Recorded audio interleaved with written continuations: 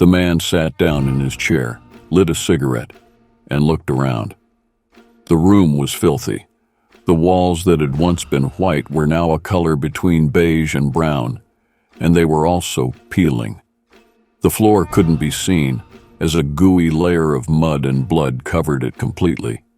There were only a few pieces of furniture, a bed, where the body of a young woman lay in a state that would make any normal person's stomach turn inside out.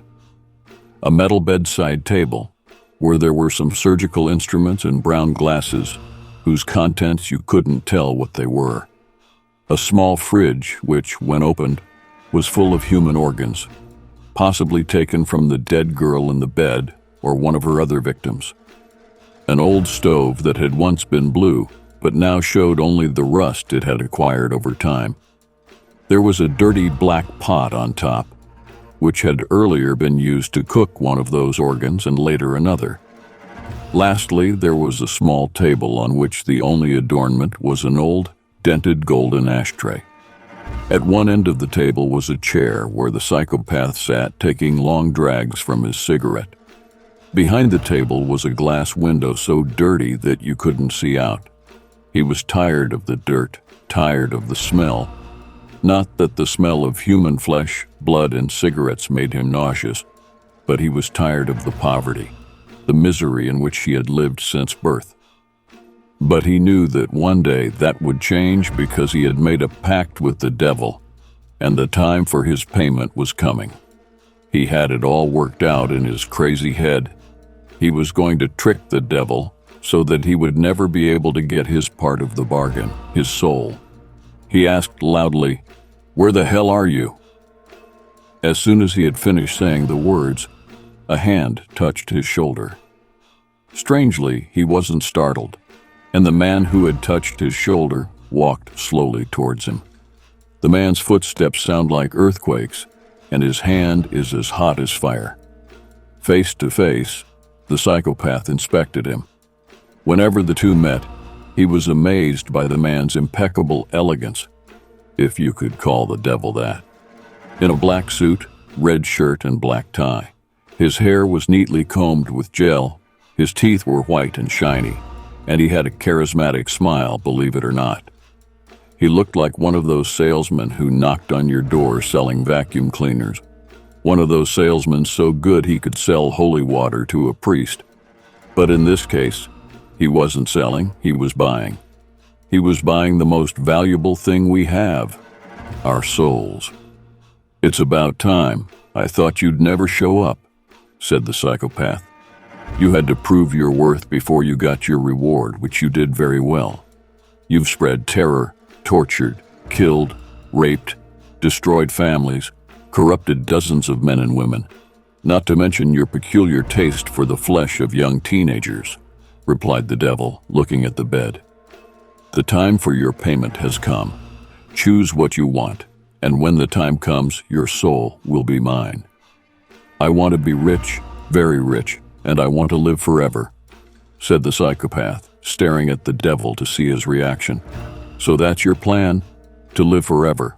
What about my soul?" asked the devil without changing his tone or wiping the smile off his face.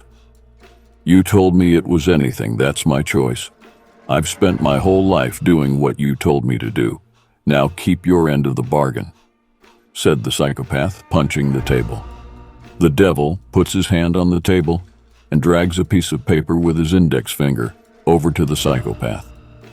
The psychopath looked at the paper with shining eyes. It was a lottery ticket with a huge prize that week. He takes the ticket and then places it against the dim light coming from the window and examines it. On the front was a sequence of 6 numbers, and on the back was his name and signature. The psychopath thanked him with a trembling voice, showing emotion, and asked, "What about my immortality?" "Done too. Now you're rich and immortal," replied the devil, who now no longer had that charismatic smile but a cynical and perverse one. The psychopath smiled back. "I guess it's goodbye then." The devil laughed loudly and disappeared. Years passed, and the psychopath was living the life he had always wanted. Mansions, cars, trips, women dead or alive. Everything he had always dreamed of was now his reality. Since he considered himself a man of his word, he continued to do what he had dealt with the devil, but now he was spreading terror on a larger scale. A man with money and influence could not only kill individuals to satisfy his taste, but also harm society in general. He was an evil man. Lucifer hadn't corrupted him.